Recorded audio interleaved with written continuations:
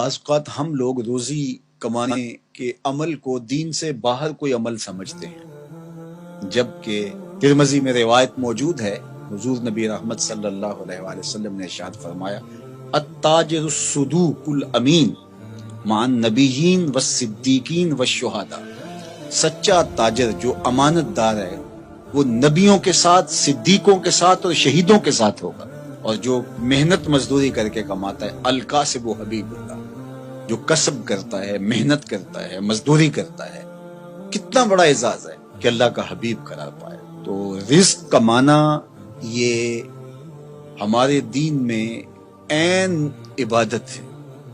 اللہ کے محبوب علیہ السلام نے ایک موقع پہ ارشاد فرمایا ما ودع فی امرہ فہی صدقہ، جو کمائی کر کے لا کے تو بیوی کے منہ میں رکھتا ہے، لقمہ ڈالتا ہے، فرمایا وہ بھی صدقہ ہے، اس کا بھی تجھے صدقے کا ثواب نصیب ہوتا ہے۔ سورہ الجمعہ اٹھائیے، وہاں جب جمعۃ المبارک پڑھنے کی تاکید کی گئی اور کہا کاروبار چھوڑ دو، اور پھر فرمایا جب تم جمعۃ المبارک کی نماز ادا کر لو پھر اللہ کے فضل کو ڈھونڈنے نکلو۔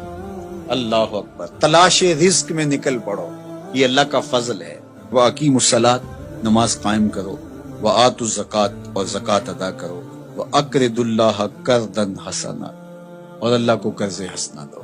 کیا کرم نوازیوں کے رنگ ہیں، خود دے کے اور خود کہتا ہے کہ مجھے قرض دے دو، اور پھر فرمایا کہ میں اس کو لٹاؤں گا بھی، ایسے نہیں کہ جتنا تم نے دیا میرے دیے سے دیا اور پھر میں تمہیں اس کو لٹا دوں گا، کہا دگنا کر کے لٹاؤں گا۔ اللہ اکبر۔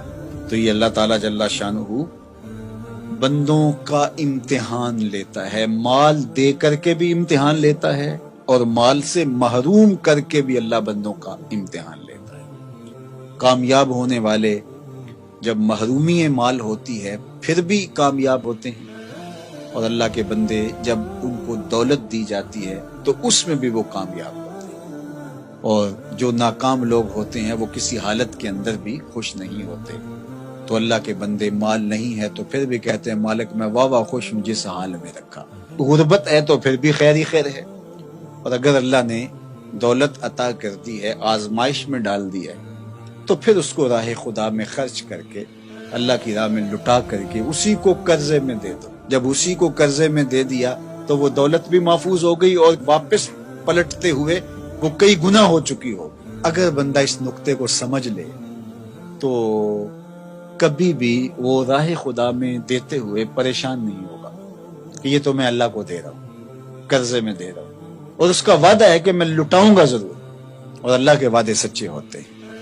اللہ اکبر۔ تو جن لوگوں نے اس اللہ کے وعدے پر یقین کیا اور پھر اس کی راہ میں بانٹا، وہ کبھی بھی مسکین نہیں ہوئے، کبھی بھی غریب نہیں ہوئے۔ وَمَا تُقَدِّمُوا لِأَنفُسِكُم مِّن خَيْرٍ تَجِدُوهُ عِندَ اللَّهِ، جو تم بلائی آگے بھیجو گے، جو نیکی آگے بھیجو گے، اللہ کے ہاں اس کو پالو گے۔ کوئی بھی نیکی، صدقہ ہے، خیرات ہے، زکوٰۃ ہے، سجدہ ہے، قیام ہے، دکھی کی مدد ہے، حتیٰ کہ کسی کو مسکرا کے ملنا بھی ہے، جو تم نیکی آگے بیچے تجدوہ عند اللہ، اللہ کے ہاں اسے پالو گے۔ اللہ اکبر۔ حدیث پاک میں آتا ہے کہ جب کوئی بندہ اللہ کی راہ میں خرچ کرتا ہے تو اللہ اس کو یوں پالتا ہے جس طرح تم مینڈا پالتے ہو اور اس کو پال پال کے بڑا جوان کرتے ہو، تو جب تم راہ خدا میں دیتے ہو تو اللہ اس کو یوں پالتا ہے۔ اور قیامت کے دن جب بندہ دیکھے گا ان لوگوں کے صلے کو جنہوں نے آگے بھیجا تھا اور اب صلہ پا رہے ہیں، تو وہ بڑا پچھتائے گا، کاش کہ یہ سودا میں نے بھی کیا ہوتا۔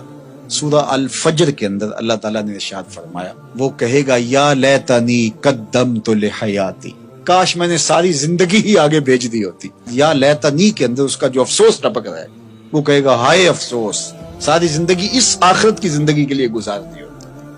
لیکن اس دن پھر پچھتانے کا کوئی فائدہ نہیں ہوگا۔ آج کا پچھتاوا کل